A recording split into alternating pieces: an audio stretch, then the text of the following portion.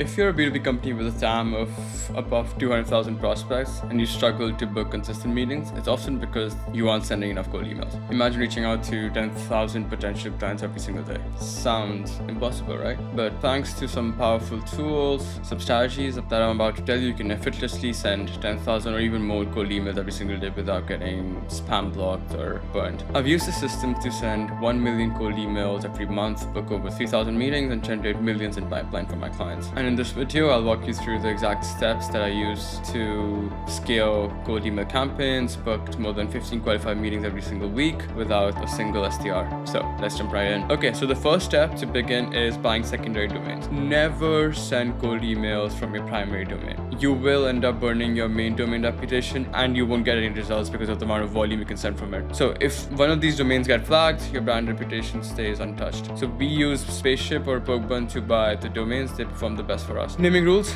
do letters only. Don't do hyphens, don't do numbers. We've seen them to not perform as well. And some variation logic: try out Reachify.com for us, Reachify, get out Reachify, meet out Reachify, test out Reachify, go out Reachify, anything of the sort. These need to redirect to your main website. So if you look for any of these domains, they'll go to outreachify.io. Now, always get .com domains. We've heard people say .info performs, .biz performs, but longevity wise, we've seen .com to be the best, and .co as well. Okay, so to send 10,000 emails a day, this is how many inboxes you need. You need 35 Azure domains with 49 inboxes each. That can send 3 emails per inbox. We use inboxing.com to get these domains, and you need 250 Google domains with 2 inboxes each that can send 10 emails each. So it's 5,000 from here and 5,000 from here. We split our volume equally across Azure and Google just to diversify our risk. Another thing we recently started doing, we are only sending to Google for the first 3 months, as Outlook really cares about the age of your domain. So once your domains get 3 months older, that's when you start hitting your Outlook leads. Setting up the email accounts is the next step. Sending less per inbox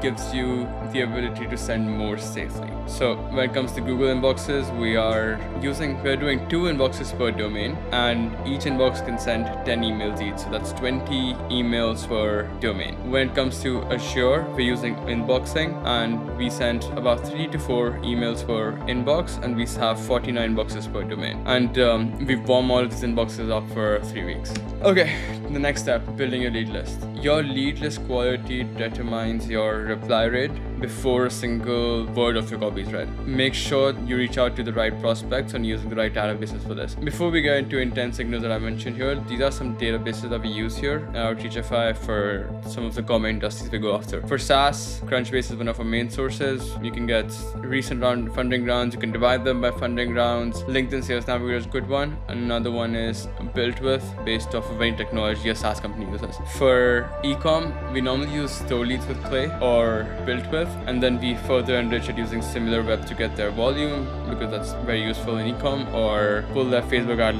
library data to see like the number of creators they're testing, their active spend, if they're active on Meta, if they're active on Google, if they're active on TikTok. For local businesses, we use Apify, and we use this to scale Google Maps. For coaches and creators, these are the 3 main databases we use. One is CCC Leads. On CCC Leads, you can directly filter for coaches you're looking for. Influencers.club and Leads CM basically give you all social media data. So you can look for something like I help, and these are what most coaches have in their bio, and then you can find, like, for example, I help B2B business owners generate leads with cold email. You'll probably find a creator like that. Some common intent signals we go after for all of our clients. So the first one is hiring spikes. If a company is posting 3 account executive roles on LinkedIn, they are actively scaling their sales pipeline. So if your solution is something related to sales, this is probably something they have the intent for at the moment. Job postings. If someone is hiring for a head of demand gen, again, something related to lead gen or sales related, that's your best window. Recent funding rounds usually determine some sort of goal and fast growth. So you already get pre-qualified buyers with some sort of urgency built in when you're going after these companies. And the next one is running ads or tech stacks. If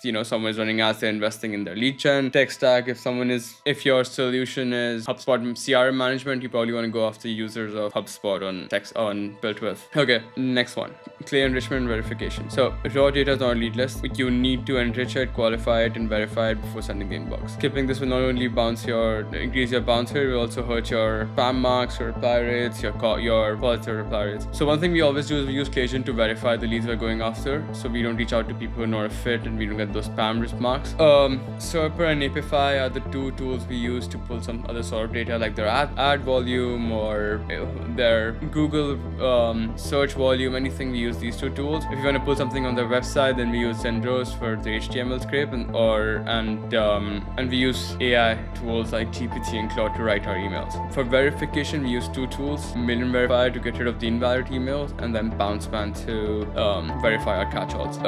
Your bounce rate should ideally be under 2%, but 3% is where you need to start seeing what's going wrong. And re-verify your data every 2 weeks. If you're using the same lead list 3 weeks later, you probably have 15% stale data in that lead list. Copywriting.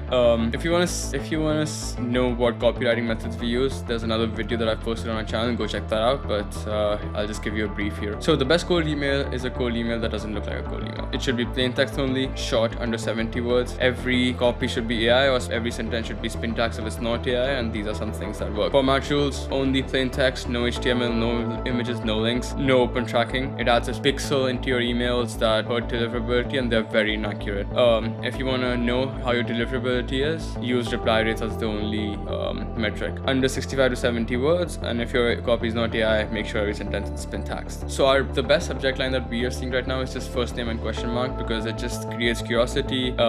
It does not scream anything like mass email, like email marketing, and it just prompts people to open the email. If you get a message saying something like harsh question mark, you're more likely to open the message than if someone directly tells you what he's messaging about, what they are messaging about. And specificity is very important. This is what helps us write the best emails, because we know exactly who we're reaching out to. When we divide our campaigns for copywriting, this is the most important thing we do. We don't just reach out to marketing directors at SaaS companies. We reach out to marketing directors at SaaS companies who are running meta ads, and then we can use all this information to draw intent. We can draw problems they're probably facing. We can mention why we're reaching out. So this just helps you a lot with copywriting. Pro tip: if your copy can answer these 5 questions for the prospect, it's probably a good email. Who this is, why me, why now, what do you want, and can I trust you? So knowing that who the email is coming from, why did they specifically get that email, then what is the next step, and this is can I trust you is about proof that you've done this before. And if you're doing any sort of personalization, just use it for relevance, not for flattery. No one cares about lines like I love what you're doing at company. Okay, so once you're done with the copy, then you want to start building the sequence. Now, don't write more than 1 or 2 follow-ups, because based off of our data, we've seen the more follow-ups you add, the higher your spam marks go, the lower your reply rates go, and there's a direct fall in positive reply rate with the amount of follow-ups. So we've seen 2 follow-ups with the first email to be the most optimal sort of arrangement, and for some hard offers, I'd probably even just do 1 follow-up. But the first email is the type of copy we just discussed, and you can check out another video on my channel to see how that goes. The second one is objection kill. This is something we've been doing recently. We pretty much answer every sort of objection they could have based off of our first email, or sometimes we even just give a brief of exactly what we do, like a list of features.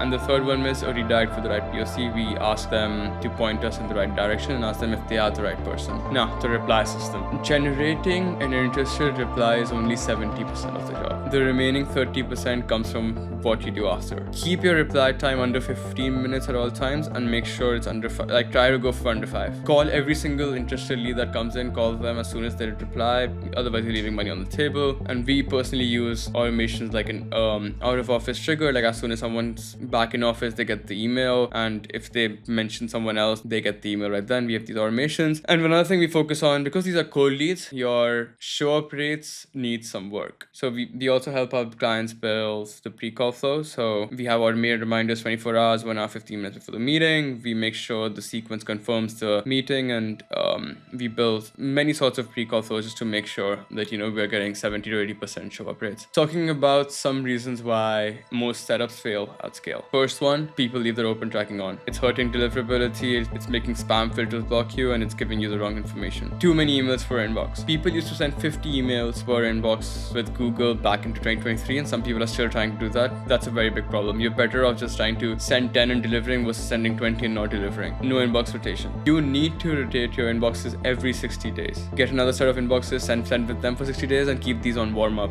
This is how you make your inboxes last for even as long as a year. Cheap infrastructure. In cold email, trying to save $200 can cost you $2,000. If you go for that shit SMTP versus paying Google inboxes $500, you won't land in a single inbox. All of them will go in spam, and you probably don't make you will burn whatever money you spent on those SMTPs as well. So never cheap out on cold email infrastructure. No reply system. A lot of other agencies and a lot of companies, their only focus is to just like get the interest rate, nothing after. But when it comes to these cold emails, and especially with like the amount of cold emails that are being sent in the world right now, 30% of your leads will probably come from just what you do after interest reply comes in. A lead without a follow-up process is a lead you've already lost. So now let's run some numbers. For example, if you were to send 10,000 emails a day and you have the time for it, what could these numbers mean for you? They're prudent numbers.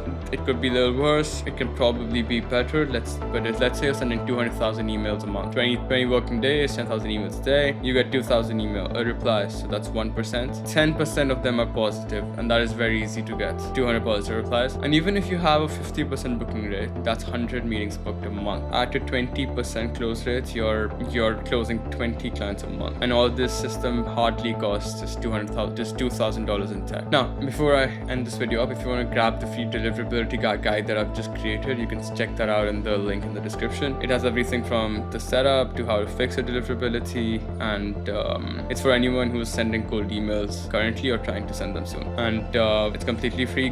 Go into the link and just download it from there. Alright, so now you have my entire cold email system. Domains, inboxes, data scraping, follow-up system, the reply system, basically everything you need to send cold emails that actually book meetings. I've personally sent over 10 million cold emails at this point, 3,000 plus meetings from my clients, and the system that you watch is just exactly what runs behind all of it. But here's what most people miss after watching a video like this. Knowing the system and actually running it are two completely different things. So if you're a founder or agency owner who wants to book over 10 qualified meetings every single month with the system, book a free strategy call with me using the link in the description. If this video helped, hit the like button and don't forget to subscribe. And if you have any questions about cold emailing, drop them in the comments and I will answer every single one of them. See you in the next one.